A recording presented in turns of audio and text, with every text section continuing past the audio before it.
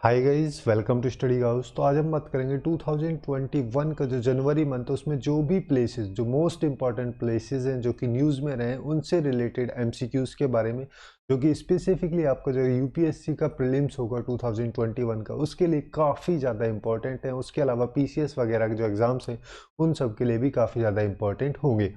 और अगर आपको ये वीडियो यूजफुल लगे then do like, share and subscribe to Study Couch. Okay, तो लेट्स स्टार्ट। तो फर्स्ट क्वेश्चन से हम स्टार्ट करते हैं, जिसमें बेसिकली अर्जेंटीना के बारे में पूछा गया है। अर्जेंटीना के बारे में यहाँ पे दो स्टेटमेंट दिए गए। पहला स्टेटमेंट ये दिया गया कि अर्जेंटीना जो है वो साउथ अमेरिका की सबसे बड़ी कंट्री है। सेकंड स्टेटमेंट यहाँ पे दिया गया कि अर्जेंटीना जो है बस 3 कंट्रीज के साथ में बाउंड्री शेयर करती है, ब्राजील, पैराग्वे और चिली। और इन तीनों में से कौन सा स्टेटमेंट करेक्ट है, कौन सा नॉन करेक्ट है, इसके बारे में हमें देखना है। अभी रिसेंटली जो अर्जेंटीना है उसमें हुआ क्या है कि अर्जेंटीना की जो गवर्नमेंट है उसके द्वारा अबॉर्शन को लीगलाइज कराया गया है। अबॉर्शन जो कि जैसे प्रेगनेंसी के 14 वीक्स तक जो वुमन है वो अबॉर्शन अर्जेंटीना में करा सकती है। इससे पहले ये एक लीगल एक्टिविटी अर्जेंटीना की गवर्नमेंट के द्वारा कंसीडर की जाती थी।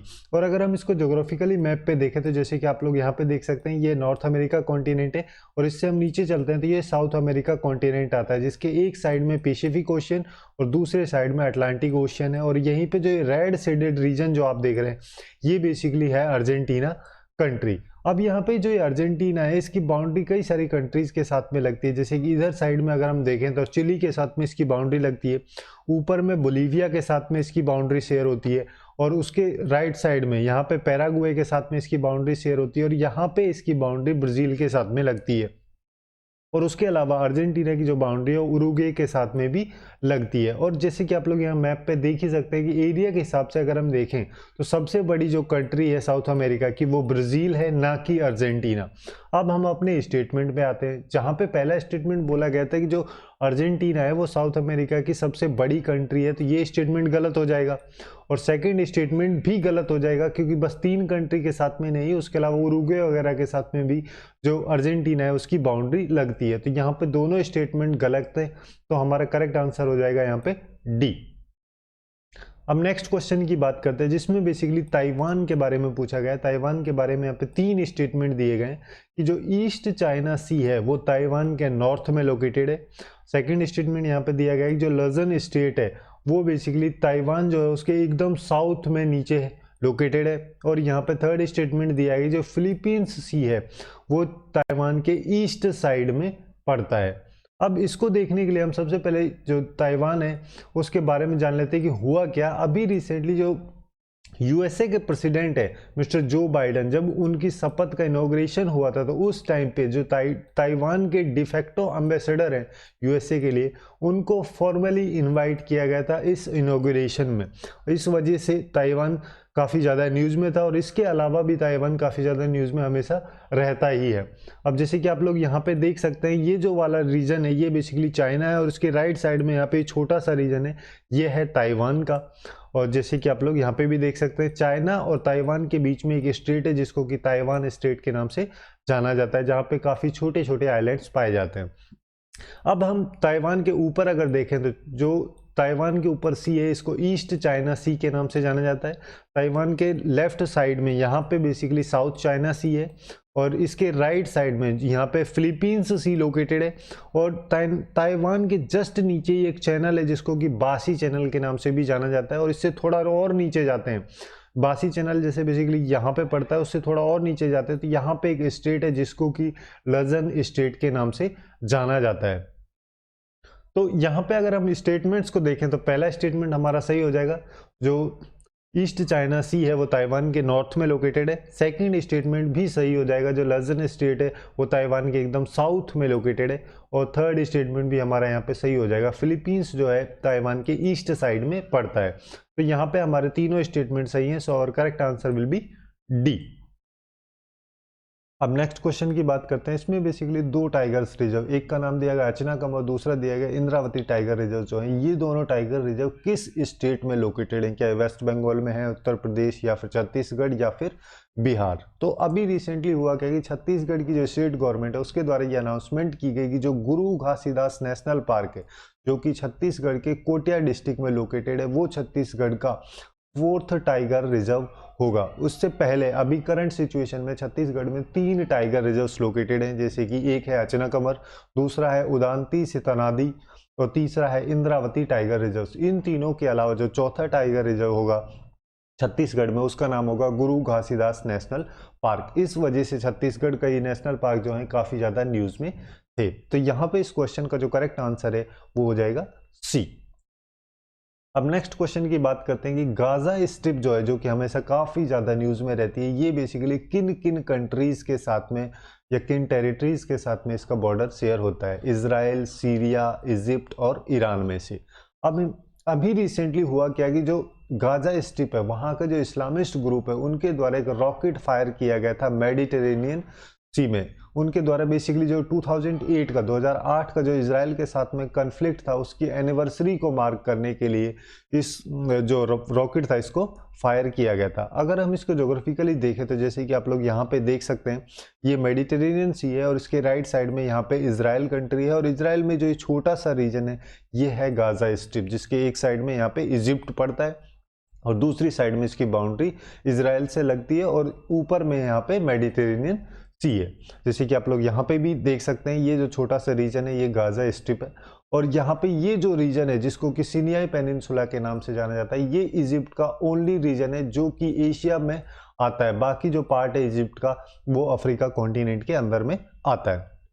अब यहाँ पे जो हमारा क्वेश्चन था, इस क्वेश्चन का जो करेक्ट आंसर है वो हो जाएगा कि इजराइल के साथ में इसकी बाउंड्री शेयर होती है और इजिप्ट के साथ में भी इसकी बाउंड्री शेयर होती है। सो हमारा correct answer will be B. अब नेक्स्ट क्वेश्चन की बात करते हैं। यहाँ पे कुछ कंट्रीज जो कि काफ़ी ज़्यादा न्यूज़ में थी उनसे रिलेटेड प्लेसेस दिए गए हैं। इनमें से हमें देखना है कि कौन कौन से पेयर जो है वो करेक्टली मैच्ड नहीं है। ठीक है, यहाँ पे हमें ये चीज़ देखनी है।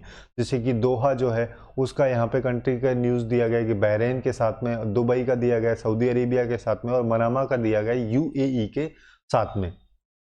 तो अभी रिसेंटली हुआ क्या कि जीसीसी यानी कि गल्फ कॉपरेशन काउंसिल जो है उसके लीडर्स के द्वारा एक पैक्ट साइन किया गया जिसको सॉलिडरिटी एंड स्टेबिलिटी डील के नाम से जाना जाता है। ये डील बेसिकली जो भी जीसीसी के मेंबर्स है गल्फ कॉपरेशन काउंसिल के, उन सब के द्वारा साइन किया गया। और आप लोग कमेंट करके ये बताएं कि कौन कौन सी कंट्रीज जो हैं वो बेसिकली जीसीसी यानी कि गल्फ कॉपरेशन काउंसिल के मेंबर्स हैं। तो इस वजह से ही ये जो सऊदी अरेबिया है, कतर वगैरह जो हैं, ये सारे प्लेसेस काफ़ी ज़्यादा न्यूज़ में थे। दोहा जो है वो एक्चुअली में कतर की कैपिटल है। कतर जो कि यहाँ पे लोकेटेड है, पर्शियन गल्फ के इस रीजन के यहाँ पे लोकेटेड है और इसके ऊपर थोड़ा सा यहाँ पे बहरीन है। और दुबई जो है वो यूएई यानी कि यूनाइटेड अरब अमीरात जो है उसकी एक सिटी है। और बहरीन की जो कैपिटल है या बहरीन की जो कैपिटल है बेसिकली उसका नाम मनामा है। तो यहाँ पे इस क्वेश्चन का जो करेक्ट आंसर है वो बेसिकली दोहा जो है वो बहरीन में नहीं है क्योंकि वो कतर की कैपिटल है, तो ये भी गलत हो जाएगा। दुबई जो है वो यूएई की है, ना कि सऊदी अरेबिया की। और मनामा जो है वो बहरीन की कैपिटल है, तो ये भी गलत हो जाएगा। और यहाँ पे बेसिकली पूछा ही यही है कि कौन सा करेक्टली मैच नहीं है, तो यहाँ पे तीनों जो है वो करेक्टली मैच नहीं है। सो हमारा correct answer will B D. अब नेक्स्ट क्वेश्चन की बात करते हैं जिसमें बेसिकली सुंदरबंस के बारे में पूछा गया है। उसके बारे में यहाँ पे 3 स्टेटमेंट दिया गया है। पहला स्टेटमेंट ये दिया गया है कि जो सुंदरबन है वो एक वर्ल्ड हेरिटेज साइट है और उसके साथ साथ एक रामसर साइट भी है। और सेकंड स्टेटमेंट यहाँ पे ये दिया गया है कि जो सुंदरबन है वहाँ पे जो ग्लोबली थ्रेटन्ड स्पीसीज हैं, जैसे कि क्रिटिकली एंडेंजर्ड स्पीसीज होते हैं, for example northern river terrapin हो गया, या फिर एंडेंजर्ड स्पीसीज जैसे कि इरावेडी डॉल्फिन हो गए, तो इस टाइप के जो स्पीसीज हैं वो काफ़ी भारी मात्रा में सुंदरबन में पाए जाते हैं। और थर्ड स्टेटमेंट जो है वो यहाँ पे ये दिया है कि 2020 में जो सुंदरबन है उसका काफ़ी बड़ा अमाउंट जो है वो डैमेज हुआ था साइक्लोन फानी की वजह से। तो अभी रिसेंटली हुआ क्या कि जो ZSI है जिसको कि जियोलॉजिकल सर्वे ऑफ इंडिया बोलते हैं, उसके द्वारा यहाँ पे एक सर्वे की गई जिसमें बेसिकली ये पाया गया कि इंडियन सुंदरबन जो है वो इंडिया का, वर्ल्ड का जो कि लार्जेस्ट मैन ग्रुप का फॉरेस्ट है, वहाँ पे अराउंड 428 स्पीसीज पाए जाते हैं बर्ड के। ये रिसेंटली पब्लिश उनके द्वारा किया गया था। और जैसे कि आप लोग यहाँ पे भी देख सकते हैं, ये जो इंडिया और बांग्लादेश के बीच का जो ये वाला रीजन है, यहाँ पे बेसिकली सुंदरबन पाया जाता है जिसका एरिया अराउंड 4200 स्क्वायर किलोमीटर है।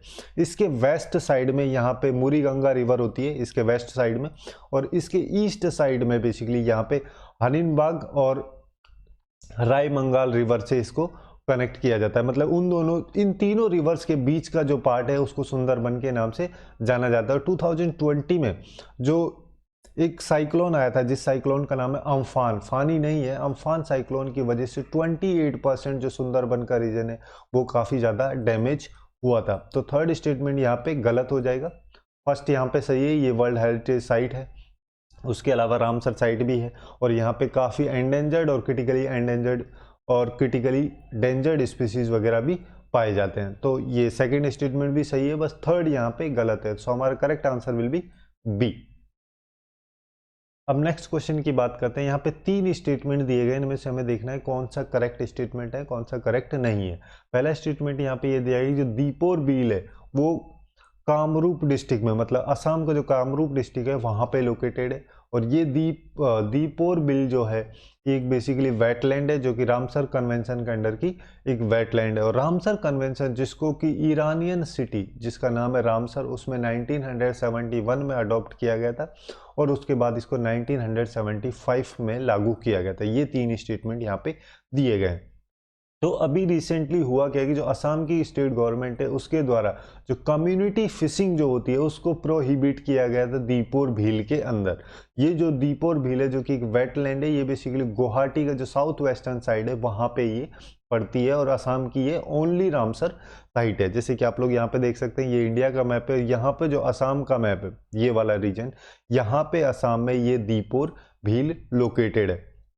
जो बेसिकली गुजरात का जो साउथ वेस्ट डायरेक्शन, गुवाहाटी का जो साउथ वेस्ट डायरेक्शन है वहाँ पे एक डिस्ट्रिक्ट है असम का जिसका नाम है कामरूप डिस्ट्रिक्ट। उस डिस्ट्रिक्ट में ये लोकेटेड है, जो कि एक परमानेंट फ्रेश वाटर की एक लेक है। और ये 2002 में इसको रामसर कन्वेंशन के अंडर जो वेटलैंड्स हैं उस लिस्ट में लिस्ट किया गया था। तो यहाँ पे इस क्वेश्चन का जो करेक्ट आंसर है वो हो जाएगा डी। तीनों स्टेटमेंट हमारे यहाँ पे सही है। अब नेक्स्ट क्वेश्चन की बात करते हैं, जिसमें बेसिकली डिफेंस एक्सरसाइज के बारे में पूछा गया है कि इंडिया और फ्रांस के बीच की जो डिफेंस एक्सरसाइज है ये 3 यहाँ पे नाम दिए गए हैं, वरुणा, गरुड़ और शक्ति। इनमें से कौन कौन सी डिफेंस एक्सरसाइज जो इंडिया और फ्रांस के बीच में होती हैं। तो अभी रिसेंटली हुआ क्या कि जो इंडियन एयरफोर्स है उसके द्वारा और जो French air and space force है उन दोनों के द्वारा एक बायलैटरल एयर एक्सरसाइज कंडक्ट कराई गई थी 20 से 24 जनवरी 2021 के बीच के पीरियड में। ये बेसिकली जो एयरफोर्स का स्टेशन है जोधपुर में वहाँ पे कराई गई थी, जिस बायलैटरल एयर एक्सरसाइज का जो नाम है वो है एक्स डेजर्ट नाइट 21। और उसके अलावा और भी कई सारी डिफेंस एक्सरसाइज हैं इंडिया और फ्रांस के बीच में जो होती हैं, जैसे कि वरुण जो है वो बेसिकली इंडिया और फ्रांस के बीच की एक नेवल एक्सरसाइज है। गरुड़ जो है वो इंडिया और फ्रांस के बीच की एक एयर एक्सरसाइज है। और शक्ति जो है वो एक आर्मी की एक्सरसाइज है। और फ्रांस की अगर हम ज्योग्राफिकल लोकेशन देखें तो जैसे कि आप लोग यहाँ पे देख सकते हैं, यूरोप के इस रीजन में यहाँ पे फ्रांस है जिसकी बाउंड्री इधर स्पेन से लगती है। यहाँ पे इटली, स्विट्जरलैंड और जर्मनी, लक्समबर्ग, बेल्जियम से इसकी बाउंड्री लगती है। और इसके ऊपर में यहाँ पे यूनाइटेड किंगडम है। यूनाइटेड किंगडम और फ्रांस के बीच में एक चैनल भी है जिसको कि इंग्लिश चैनल के नाम से जाना जाता है। तो यहाँ पे इस क्वेश्चन का जो करेक्ट आंसर है वो डी हो जाएगा। तीनों जो एक्सरसाइज हैं वो इंडिया और फ्रांस के बीच की एक्सरसाइज है। अब नेक्स्ट क्वेश्चन की बात करते हैं, जिसमें बेसिकली क्यूबा के बारे में यहाँ पे पूछा गया है। क्यूबा के रिगार्डिंग यहाँ पे 2 स्टेटमेंट दिए गए। पहला स्टेटमेंट है क्यूबा जो है वो बेसिकली यूनाइटेड नेशंस के जो फाउंडिंग मेंबर थे उनमें से एक है। और क्यूबा के बारे में सेकेंड स्टेटमेंट यहाँ पे दिया गया है, क्यूबा जो है वो नदर्न कैरेबियन सी में लोकेटेड है। कैरेबियन सी में बेसिकली जहाँ पे जो गल्फ ऑफ मैक्सिको और अटलांटिक ओशन है वो दोनों मिलते हैं, उस जगह पे जो क्यूबा है वो लोकेटेड है। तो अभी रिसेंटली हुआ क्या कि जो यूएसए का स्टेट डिपार्टमेंट है उसके द्वारा क्यूबा को जो स्टेट स्पॉन्सर ऑफ टेररिज्म की लिस्ट है उसके अंदर डेजिग्नेट किया गया था। क्यूबा जिसको हम यहाँ पे देख सकते हैं, जैसे कि यहाँ पे यूनाइटेड स्टेट्स है जिसके नीचे गल्फ ऑफ मैक्सिको है और इसके यहाँ पे राइट साइड में ये जो रीजन है ये क्यूबा कंट्री है। और क्यूबा कंट्री जो कि कैरेबियन सी में लोकेटेड है और ये इस जगह पे लोकेटेड है जहाँ पे गल्फ ऑफ मैक्सिको और अटलांटिक ओशन दोनों मिलते हैं। और यूनाइटेड नेशंस को जब फाउंड किया गया, जब इसको इस्टेब्लिश किया गया, तो जो फाउंडिंग मेंबर्स थे उनमें से एक है क्यूबा, जिसके द्वारा अक्टूबर को 1945 में इस चार्टर को रेक्टिफाई क्यूबा के द्वारा किया गया था। क्यूबा उसके अलावा जैसे G77 जो ग्रुप है उसका भी फाउंडिंग मेंबर है, और NAM जिसको हम बोलते हैं नॉन अलाइंड मूवमेंट, उसका भी एक फाउंडिंग मेंबर है। तो यहाँ पे इस क्वेश्चन का जो करेक्ट आंसर है वो हो जाएगा सी। दोनों स्टेटमेंट हमारे यहाँ पे सही है। यूनाइटेड नेशंस का भी ये फाउंडिंग मेंबर है, और गल्फ ऑफ मैक्सिको और अटलांटिक ओशन जहाँ पे मिलते हैं कैरेबियन सी में, वहाँ पे क्यूबा लोकेटेड है। तो यही थे कुछ इंपॉर्टेंट MCQs 2021 के जनवरी मंथ में, जो भी मोस्ट इंपॉर्टेंट प्लेसेस न्यूज़ में थे उन सब से रिलेटेड। तो आज के लिए बस इतना ही। Hopeful you guys find it useful, and if you find it useful then do like, share and subscribe to Study Couch. Okay.